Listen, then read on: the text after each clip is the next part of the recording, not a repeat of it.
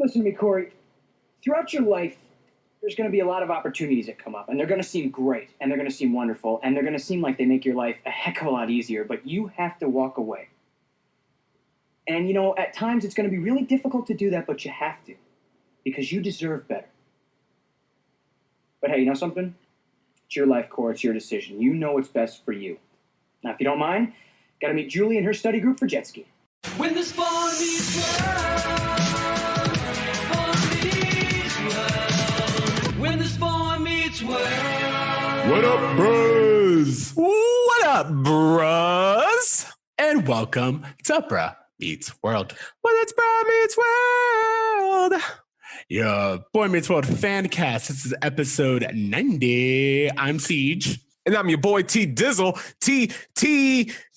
Tony Coitus, Tonathy, the main man, Bruh Meets World co-host in your face. I'm sorry. I have end of season 4 hypeness. So I was going to say this is our season 4 finale, and I'm going to say this right now. This may be one of the best episodes of Boy Meets World, definitely of the season. And this is a good-ass season. This is a great season. Not to sound controversial, I kind of disagree with you about this episode. But what? How do we do this all the time? All right, we'll get into it. But overall, I'm just so excited about season 4 in general. Like, we just had so much good stuff. I was actually scrolling through Disney Plus, and I was kind of just scrolling through the season 2 and season 3 titles, and I was just like, man, that episode sucked. And then when you get to season 4, I'm like, honestly, overall, it's just a pretty solid season. So I'm excited that we're wrapping it up, that you're excited to talk about this episode, because I have some thoughts too. And I'm excited to get into it. It is just you and I today. We've had some really great guests this past season, but we're kind of keeping it old school for the finale. It's just T and I, which I feel can allow us to get into some things and maybe be a little less polished. And just like, guys, we're hard pedaling the reel this episode, okay? Because, honestly, Corey's storyline, I have a lot of thoughts. I'm really excited. Okay, let's do the tell me about it. Okay. Tell me about it. Tell me all about the show. Eric has to pick a school. Some college chick wants to ride Corey's tool. I love it. I did the best I could. I did the best I could, guys. Yeah, you do better. My challenge. We want you to. Also, we were just talking about this a little bit earlier. We are on Zoom recording this, and we were talking about Zoom backgrounds. If someone can make us a Zoom background of Chubby's or of like Eric in them's bedroom, I think it would be amazing.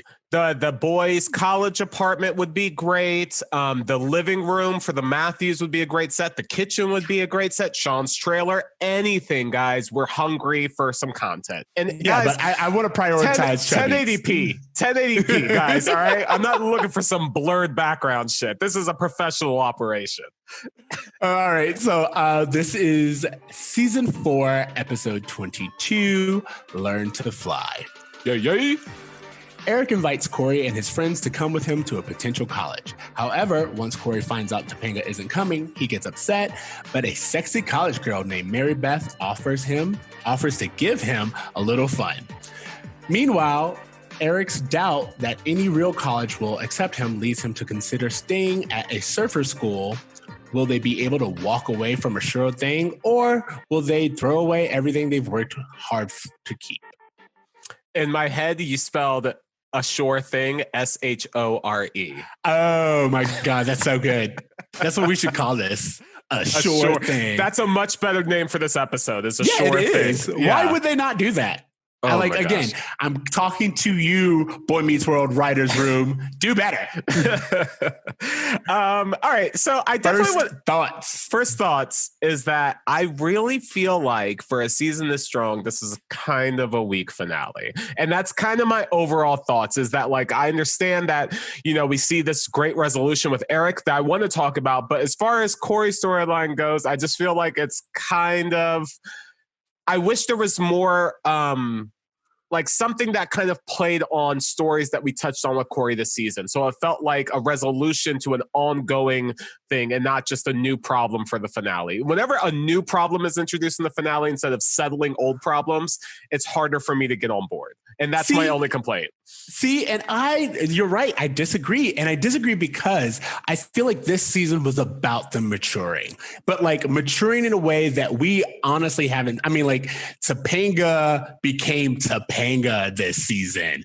We're talking about sex. We're talking about real life issues. We got as you said, we got the book into Eric's storyline of getting into college and growth and his whole gap year situation.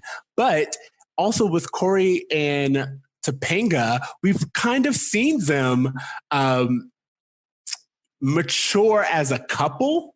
And this time we're getting the adult content that they deserve. So to me, this was them saying, hey, by the way, we're going there. We're talking about sex now. We're not just kind of alluding to it jokingly. No, there's a full-on chance Corey could get his pickle wet. So let's talk about that. Let's talk about boys who want to move, but their girlfriends aren't ready. I feel like all of these things were really, really important, especially since Eric will be going into college next year and we get the boys getting a little bit older. So for me, this made sense and I wasn't surprised by it, especially considering that mid-season finale we had Corey and Topanga with their Pittsburgh episode and kind of talk about, hey, Topanga has new parents, our guardianship. Topanga and Corey feel like they love each other and they're the one. But hey, by the way, they're not having sex and Topanga's not ready to have sex. So for me, this was a logical conclusion. And I can respect this mature take of sexual boundaries in a relationship. I can appreciate that. To me, I wish I would have had something else to solidify this as a finale for Corey season as well, because this really feels like season 4 was Eric's story. If you were watching this episode, I'm going to jump ahead a little bit. I'm going to go ahead and put a quarter in the jar that for the next Christmas episode in season 5, it's called A Very Topanga Christmas. Spoilers, it ends with them giving each other promise rings. I would argue that, I know I have my own thoughts on promise rings, but if you're going to do something like that, it seems to me that the end of the season in which she gave up living with her damn parents to be with this guy would have been more of a season finale thing to do now versus waiting till next Christmas. So wait, what are you saying? Are you saying that they should have done the walk to Pittsburgh as the finale? No. I'm saying that they should acknowledge the fact that Topanga gave up her family to be with Corey, and that if they had something that said, okay, I'm acknowledging that you've made a lot of changes for me, I want to do something to take this relationship to the next level to acknowledge that, it would have been more of a cap on their seasonal story versus just an episodic story. Okay, you know what? I can see that. And I think very often we go back and forth because is this a good episode in terms of writing, in terms of middle, beginning, end? And is this a good episode for these characters? And I think we even disagree on that, but I can see your point about for having the Topanga left her family behind, maybe having some kind of resolution there would have been a better way to end the season. And then we get something for Topanga to have a resolution for as well, you know? Or we could just get an update on what the fuck's happening with Turner. Yeah. You know what? Like that would have been nice as well. I mean, I think we say this very often. It's Boy Meets World, so they don't care about Topanga. Like she just comes and goes. And the boy rotates between Eric, Sean, and Corey. And this episode definitely felt like an Eric finale, which is fine. We need them every now and then. But also, I'm going to say it felt like a finale, like a Boy Meets World finale. And what I mean by that is you had your like whimsy, mystical shit where Sean is like telling the future because he had this dream, and it's very similar to season 1 where magic happens and they blink Minkus away. You have the end of Eric's storyline and kind of really building on Eric and Corey's connection as brothers, which is very similar to last season's finale. So for me, I felt like this felt like a Boy Meets World finale. And I guess I do agree that I really like when the show builds on the brotherhood between Eric and Corey. It almost feels like it's an afterthought. It almost feels like it's the end of the season and shit, we haven't had an Eric and Corey moment yet. But I do like it that this episode kind of centered on that and how each of them being brothers with each other influenced the decisions they made outside of their brotherhood. So Eric influencing Corey to kind of like think about what he truly wants with his relationship with Topanga, and Corey challenging Eric to think about what he really wants out of college. I thought that was a beautiful marriage of storylines. Yeah, we've seen a lot of Corey and Eric having storylines this season that just didn't match. Like whether it was Eric just all of a sudden seeming to care and then it not going anywhere, or Corey giving advice and you're like, why are you talking or not listening? You know, it's like there's been a lot of times where it seemed like the writers were trying to force a moment and it didn't work and it didn't balance. Whereas to me, this episode is what all of those episodes should have been. They had a shared lesson that they learned. They had moments where one person's storyline balanced the others. And I thought and it just felt real. Like the moment when Eric walks into the room and Corey's just like, yo, it's not what you think. Eric gives a very big brother speech that totally matches where Eric is in this time and what Eric would say. And then you also get Corey's response to Eric's speech, which is very akin to what we heard earlier in the security guy episode. And I just thought that, again, this all made sense. It all balanced out in a way that we don't always get. Can we...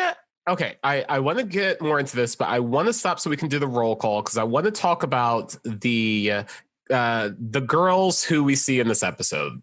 Okay, so let's start with in our roll call, we get Brigida Dow as Julie. We get Lisa Dean Ryan as Mary Beth. We get Sandra Lafferty as Mrs. Blutman. I can't remember how they pronounced it. And then finally, we get Bonnie Bartlett as the Dean of Admissions, who we will later, I know she comes back. I know she's really important.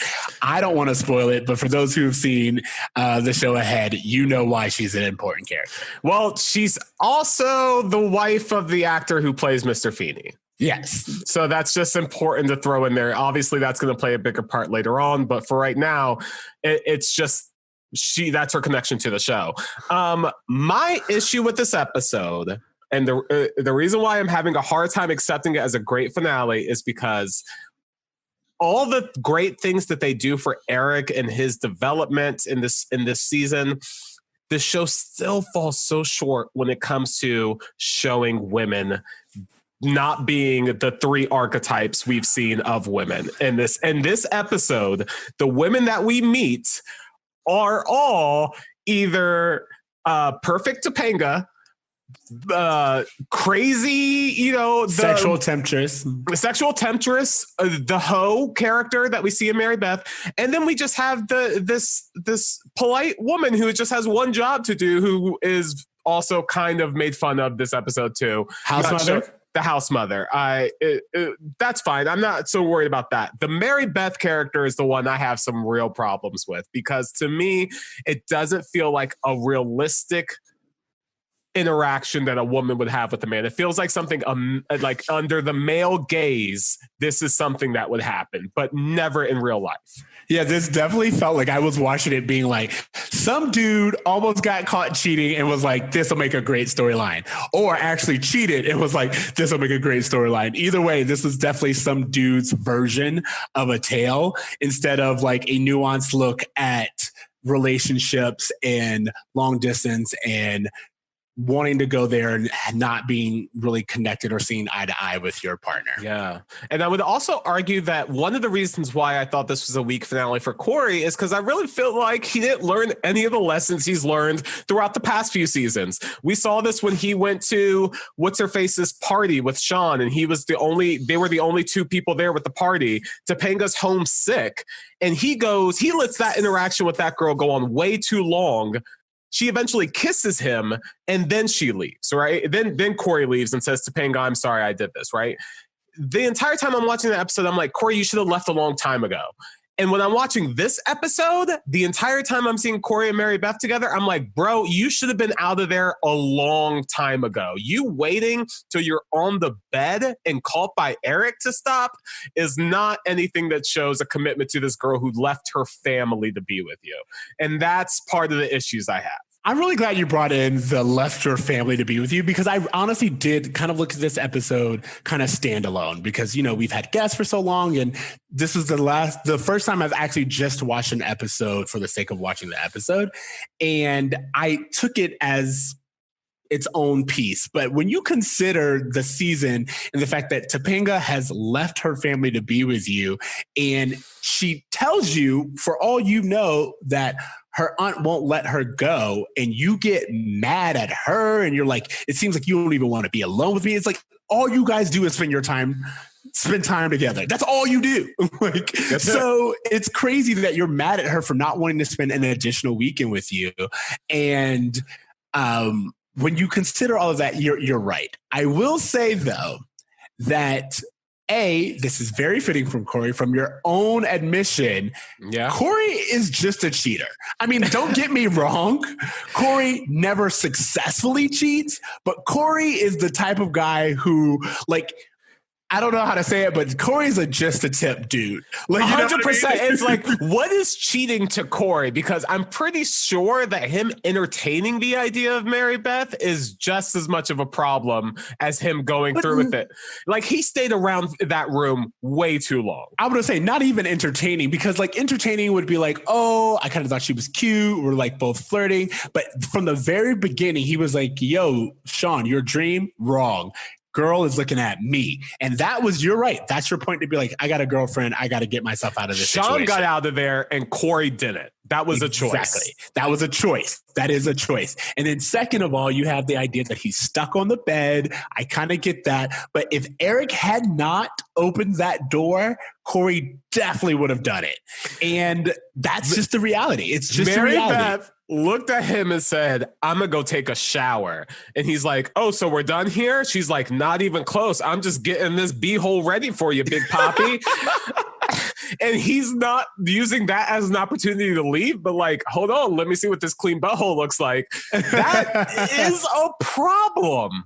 Yeah, Corey. No, I'm gonna say, like, it's just, I want to say, like, of course, for me, there is a difference between like actually going through with the action, but I have a feeling that if Topanga were the one who would have walked into that room, like you'd be hard pressed to excuse yourself out of it. Yeah.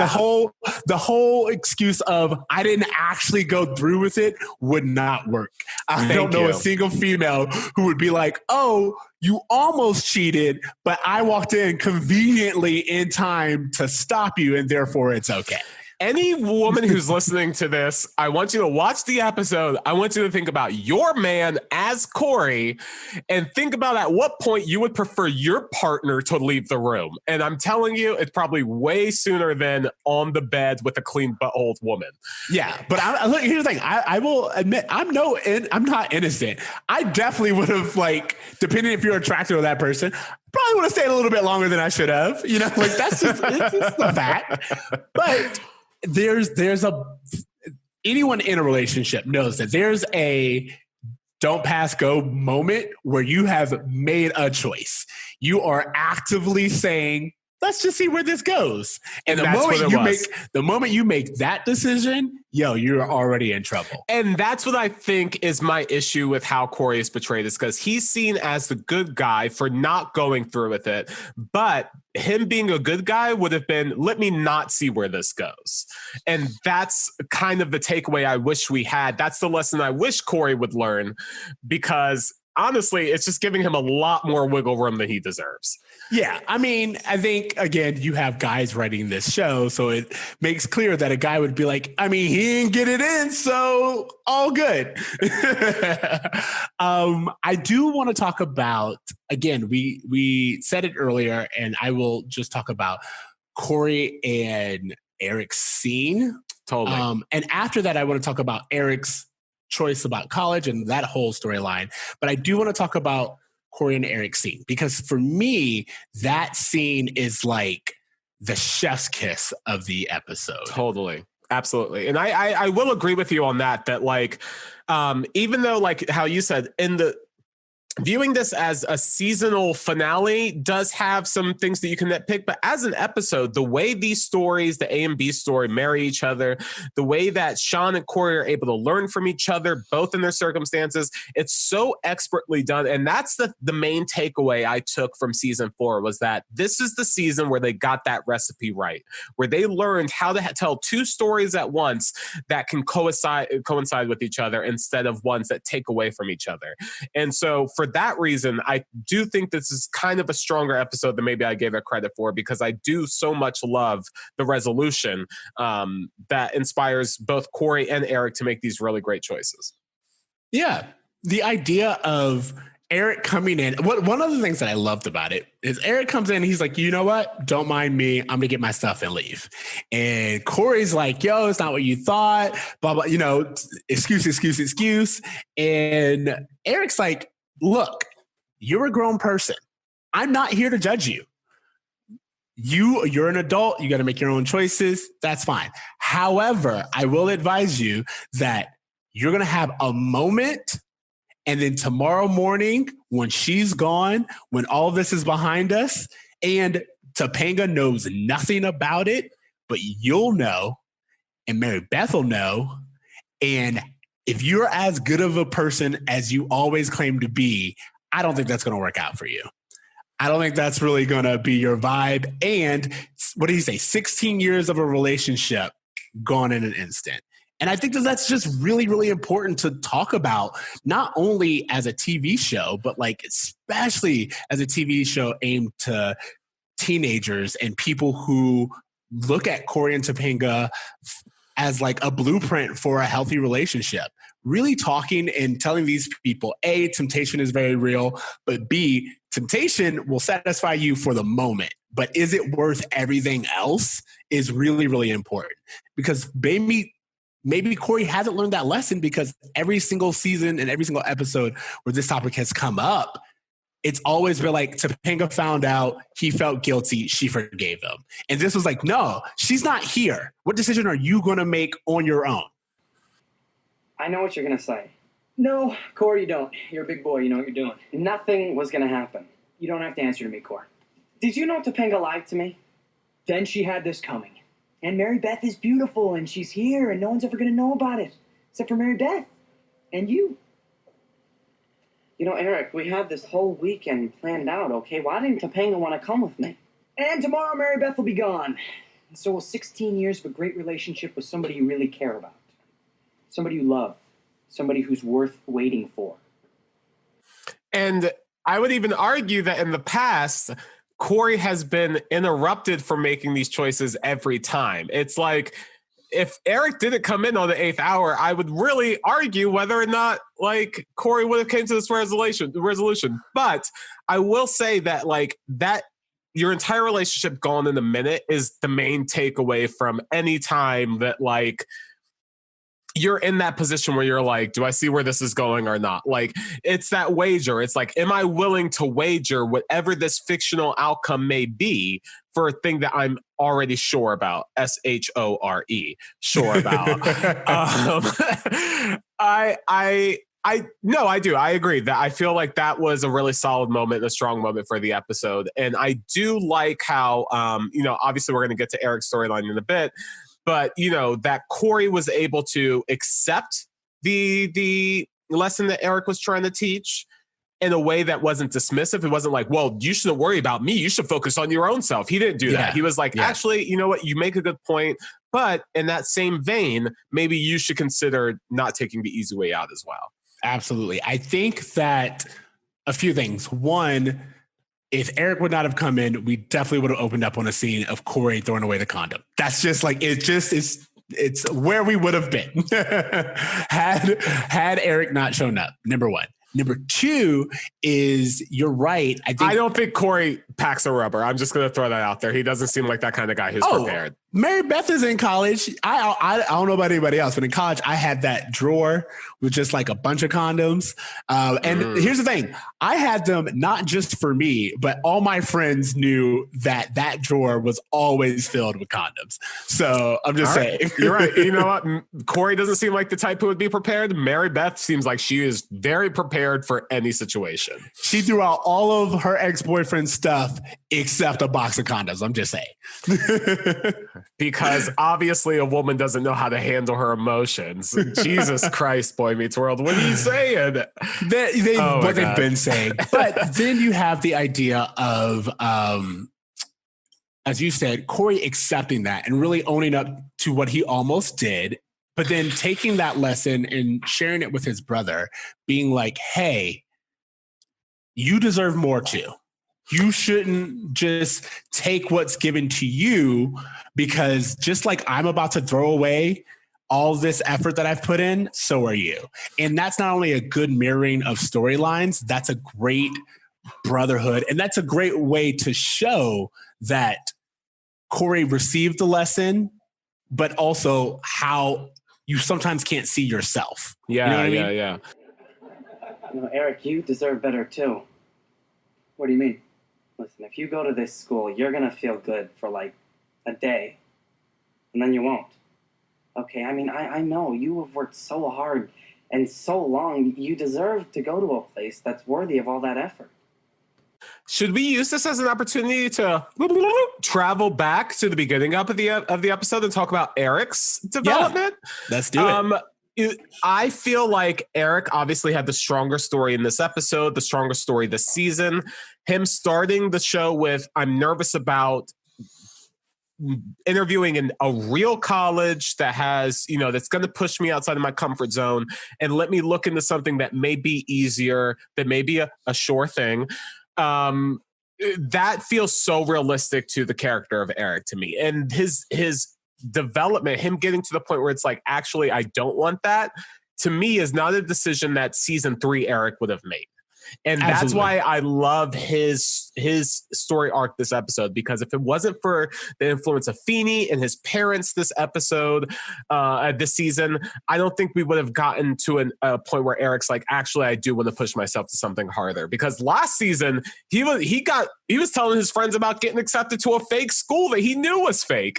And so I think, seeing him go to a school now that's not going to really push him academically was something that he was already conscious about. And I think it's because of the journeys he's made this season. So I again, very strong episode and finale for his arc.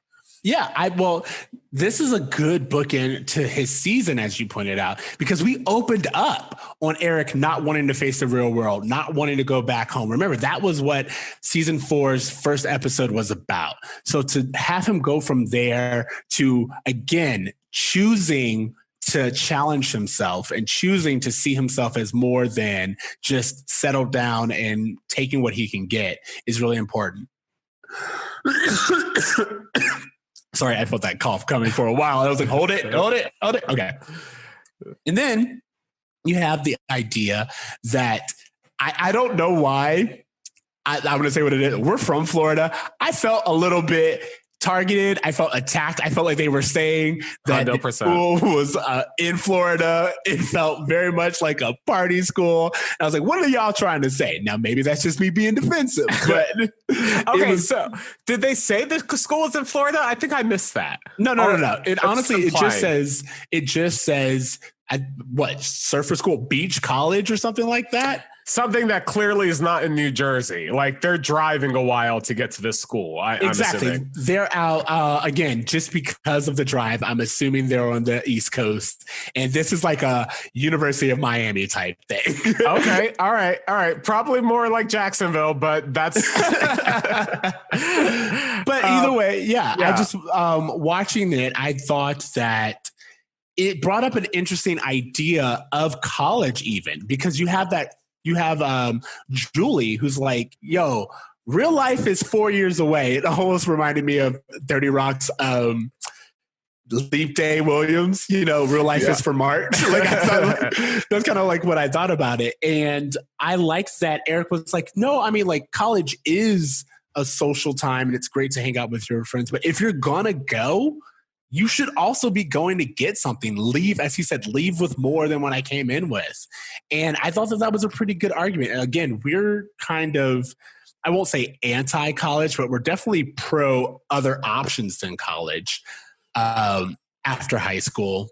But I think if you're going to go, one of the things that I witnessed all the time were people who just burned out or dropped out because they went to college to have fun. It's like, yo, you can not pay admission and go to a party. Yes, exactly.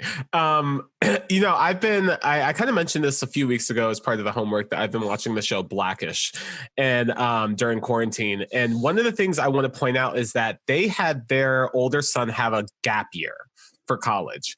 And at the end of his gap year, he's like, you know what? I actually am deciding not to go to college. I feel like, with just the way the landscape is, I have more opportunities elsewhere.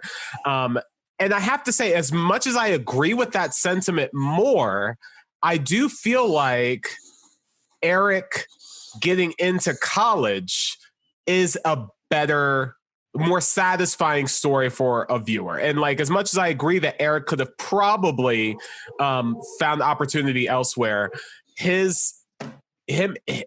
sorry, my dog's like barking. I don't know. You're fine. It's slight, but it's fine. Him actually deciding to push himself outside of, I think that's the thing, is that for him, he wanted to learn and get the knowledge and the experience of college. It wasn't this thing where he wanted to go because other people said he should go. He came to the conclusion of, hey, I've been out in the world for a year. I'm realizing that I have way more options this way. It just felt like a very organic and a very, it's a storyline they really nourished throughout the season. I feel like this is the most consistent story we've seen throughout the season. I don't think that Sean or Corey had an arc that lasted the entire season like this. So, I just have to say it was very satisfying as a viewer to see Eric come to this conclusion and make this decision. Absolutely. And also to see it like, we kind of got Feeney to give us the lesson early on of sometimes a sure thing is not the best thing. Like that's what Feeney says, and that kind of carries throughout. But it's not that Feeney told him, and it's not that some teacher, adult, or other individual told him that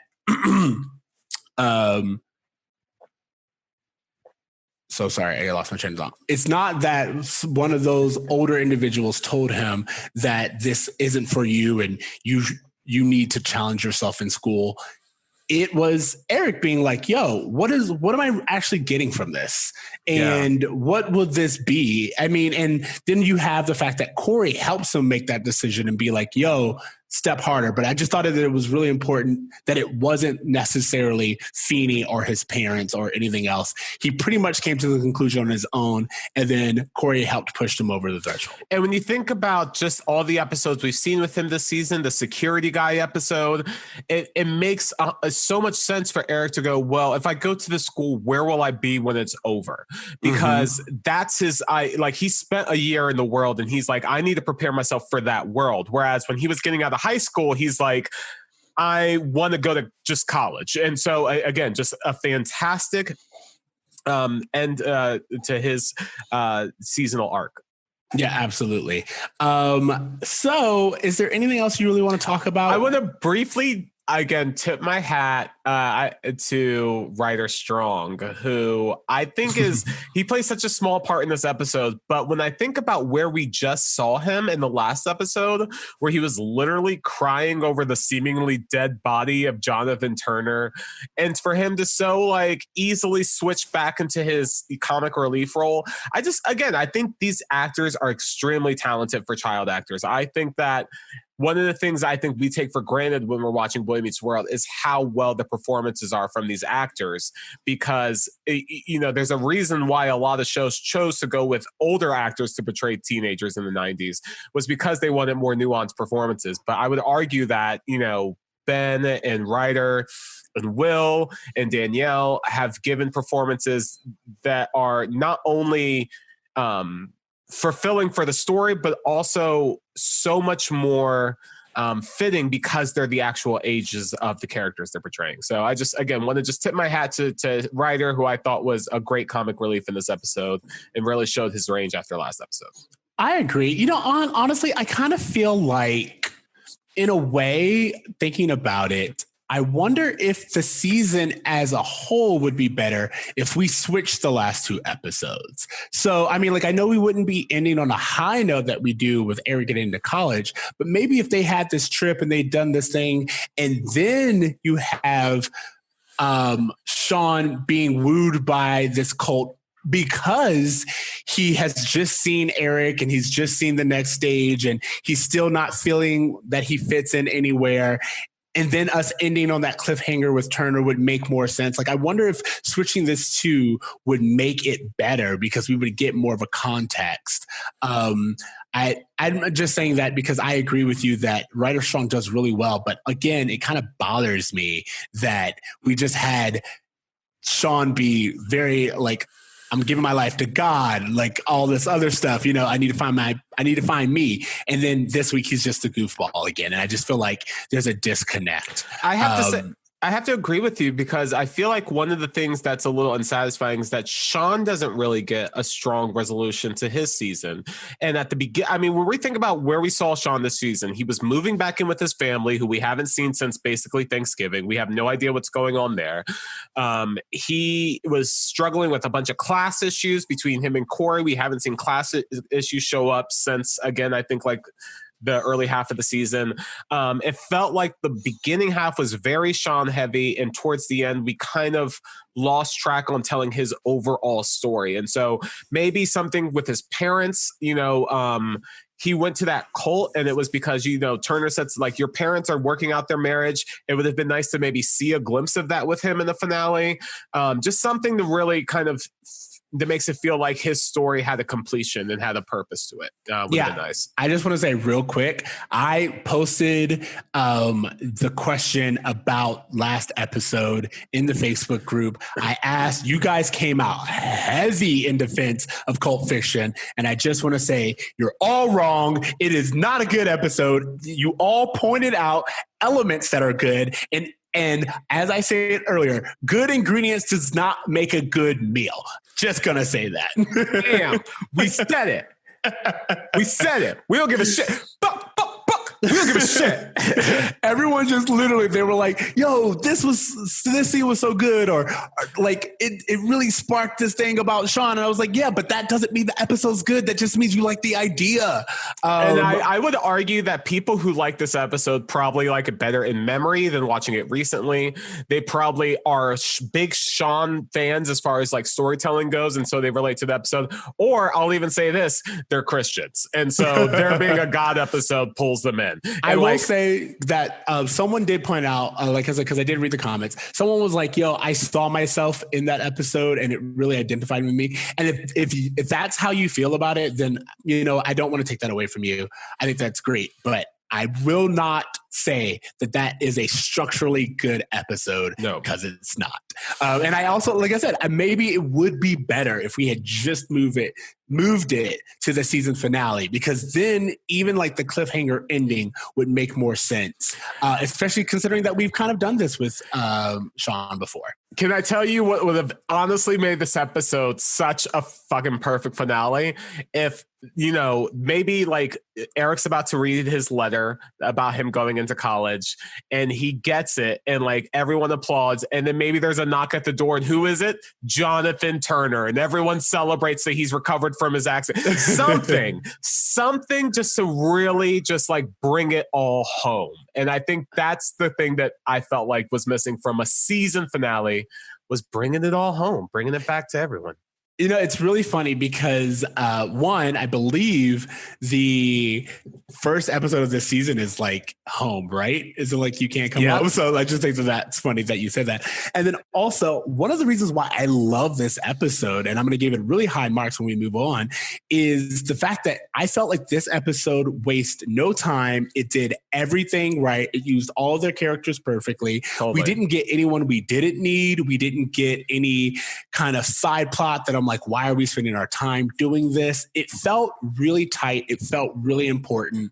And we used the characters as we needed to use them. And there was even this moment at the end where Eric has just gotten into college and Feeney says something and Eric's like, because of you, I can't even remember what it is, but like there's just this moment and I'm like, yeah, this episode ended reminding us that, hey, we've established this bond between Eric and Feeney, by the way, and Eric has completed his arc and Corey and Topanga are back on the right track. You know what I mean? Saying it's just, it felt like it really tied everything in a bow with that, at least within itself. So I really liked this episode and that's where I'm at. I don't really got shit else to say, if I'm being honest. The episode kind of was what it was. This. Yeah. I'm not going to overmilk this. I will say that bra moment or Feeney taught me. Which one do you want to do first? I'm going to do the bra moment. And again, my bra moment is Corey waiting till Eric comes in before he decides to leave. Corey should have been able to come to that conclusion without any outside influence. And that's what I'm going to argue. Yeah, absolutely. I don't really have a bruh moment because I think everything kind of made sense to me. The only thing I will say is when Corey was like, oh, Corey gets freaky. I was like, yo, what are we doing? Yeah. Like, it's not out of character, but it was definitely a moment where I was like, oh, we are maturing. We are literally talking about we're going to be away on the weekend, no parents. When can I get it in? 100%. That's what every kid wants to know. All right. Feeney taught me. Sometimes the short thing's not the best thing. Yeah, absolutely. I think that's without doubt the lessons of this episode. And I really think they hit it home. Yeah. More than anything, I think that's what I want to walk away with is I feel like usually sometimes we know what their goal is. We know what they said they wanted to teach you and they don't always hit it. But this one is like, hey, this was the lesson and this is how it tracks. Can I also argue a second Feeney taught me? And I think this is the overall lesson that we got from Eric this season, which is, waiting till you're ready to move to the next step. I think that he would not have been ready if he had went to college last year. I think it was good for him to take this time to figure out what he wanted to do. And his conversation with the dean at the end where he's like, I'm ready to see what my potential is. I'm ready to move outside of my comfort zone. And I'm ready to just really find out what college is going to bring out in me. I think is a really great lesson as well. So I just want to say that. Yeah, absolutely. Real quick, I just dawned on me. We talked about how the writers kind of skip over Topanga. Should we talk about Topanga not being ready real quick? You know what? I think that's a really interesting idea that Topanga was like, hey, I don't trust me to not want to fuck you, bro. It's not that I don't trust you. I just think that like, hey, I'm kind of thinking about getting it in as well. And I feel like that might be not the best move for us. I just thought that was kind of interesting that they were like, hey, even the quote unquote good girl, perfect girl sometimes wants to get laid. I thought that was kind of cool. Yeah, no, absolutely. And that's just what I wanted to say. I really applaud the show. I mean, again, sometimes it's a little too much harking on the virginal archetype, but just the idea that Topanga's like, yo, I'm not ready. And I hope you can appreciate that. But also Corey coming back and not angrily, but just legit being like, yo, when have I ever not taken no for an answer from you? And I really think that these are the kind of conversations we should be encouraging. Again, I'm pretty sure we had this homework earlier in the season, but the show Sex Education does a really good job at this, at having teenagers have these uncomfortable conversations, but they only make having them more normalized. And I really, really appreciate whenever a show's like, yo, how about you talk to your partner? Yeah, totally. And again, just normalizing like females who want sex, like Topanga just being like, this WAP is ready for you, baby, but I'm not ready to give it to you. Is a pretty dope lesson to kind of say that, like, hey, like it's not. I think this is the first moment in Boy Meets World where I haven't seen them slut shame someone for wanting to have sex. Yeah. And so I think that's probably the main takeaway I got from it. I mean, to be fair, they didn't even really slut shame Mary Beth. Like, they didn't say that she was wrong. They were just like, Corey had to walk away. And Mary Beth knew he had a girlfriend and didn't care. She was a homewrecker, just like all these other bitches are. But also, here's the thing. I'm not going to, we could go into this, but also she's like, look, I'm in college. I know what high school relationships are like. She's like, you ain't wrong. You ain't wrong. She's like, oh, you and your high school girlfriend? Yeah, bruh. Sure. I mean, and again, at the end of the day, we know that Corey and Topanga go the long run. That's something that we know for a fact. But also, I will not judge a girl for being like, look, let's be honest. I'm not even forcing you. I'm legit letting you know I'm up. I'm ready. Do with that as you will. It'll be your choice because, yeah. I think that if we look back on it, Mary Beth and Corey could have had a real lesson when it came to consent, and that sometimes, I don't know. I didn't like the way Mary Beth was portrayed. I don't see women acting like that. I've never been friends with someone who I feel like would have an interaction like that, who would be like, hey, high school boy who I know has a girlfriend, I don't give a fuck about that. We're going to have sex. I'm going to go get this WAP ready, and you need to be ready. Like, that Did we go to different colleges? Because I definitely know people who would be this way. Then maybe, but I just, I don't know. You're right. Maybe I just didn't have this kind of experience where someone who, again, the idea that someone would want to fuck Corey that bad seems fictional to me. If you're out there and you're like, hey, I would ruin a relationship to fuck Ben Savage, then let us know. But that's just not something I see. Just ruin our chances of getting Ben Savage on the pod. But the first thing he does when he comes up here, so T, I hear you think I'm unfuckable. No, but like the way that Corey is portrayed on this show does not seem like the kind of dude that would have this kind of situation happen to him. It seems like something that would happen to Sean. I'll tell you that. Topanga completely went up there and was like, yo, you are a sexy ass dude, Corey Matthews. So I think that's really important. Also, it's not that Mary Beth didn't like just chose him blindly. She's like, oh, you're a sensitive guy. She needed someone in that moment who was sensitive. And that's what she was looking for. And Corey was there. And that's why she chose him over Sean.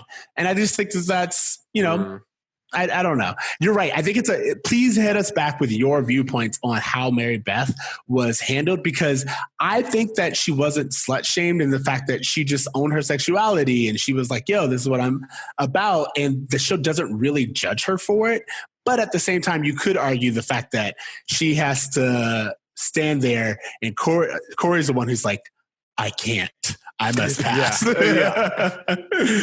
Oh man, is a little bit much. Okay, so grade. What grade are you getting this? I'm giving it a B+.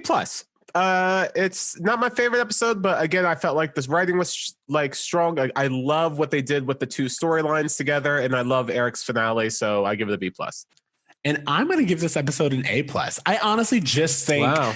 I think that this episode as a standalone episode, and that's another thing, whenever we do this, I'm usually judging per episode and you're judging per season, like where it fits into the season. But I think that this was a good episode. As I said, they used everyone properly. We got all of our Michael Jacobs moments. We got our tension. We got our comedy.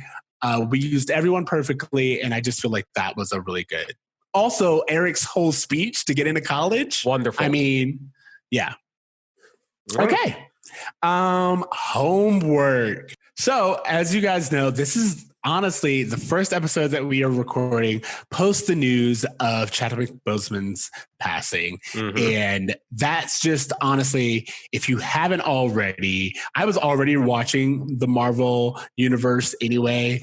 And we had recently watched Black Panther again. Of course, I had to watch it. If you haven't, please watch that movie.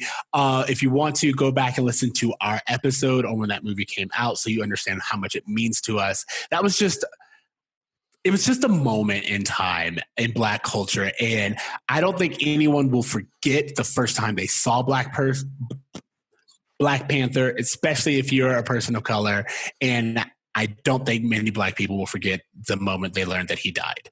I was just going to say that we, as a family, watched Black Panther on Juneteenth. It felt like the ultimate celebration of Black excellence, and it was like we have to end our Juneteenth with a big showing of Black Panther. So like it really has done so much for the culture, and the fact that he made all these movies while he was sick is just so inspiring. We definitely need to give him some love. So I wanted to make sure that we shouted that out again. Such a fantastic. I saw someone online say we were so right to celebrate Black Panther the way that we did when we did. And that's just how I felt. I mean, like, I'm so happy that at the time we all turned up, we all went out, we all really made sure to make sure he understood what that movie meant to us before he passed. So there's that.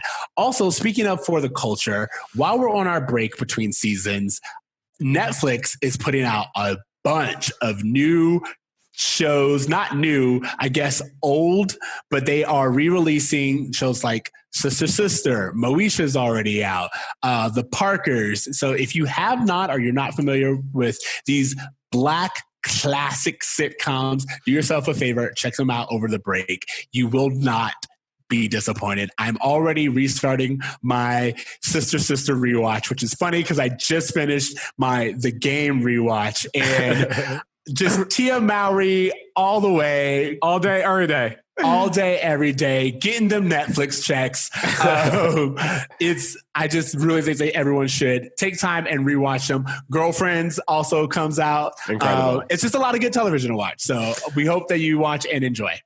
I do actually want to throw out one homework assignment. I got Showtime recently just because of streaming networks. I'm quarantined, whatever. They have a fantastic Motown documentary that I really enjoyed watching. That A Journey to Hitsville, I think it is, and it's interesting when you see how many of these people are still alive that they're interviewing. Like some of the greatest songwriters and performers, like some of the greatest Black entertainers of all time, who made songs that broke the color line. That's like, hey, I don't like Black people, but I like the Temptations and I like the Supremes, helped our movement. Like I just didn't.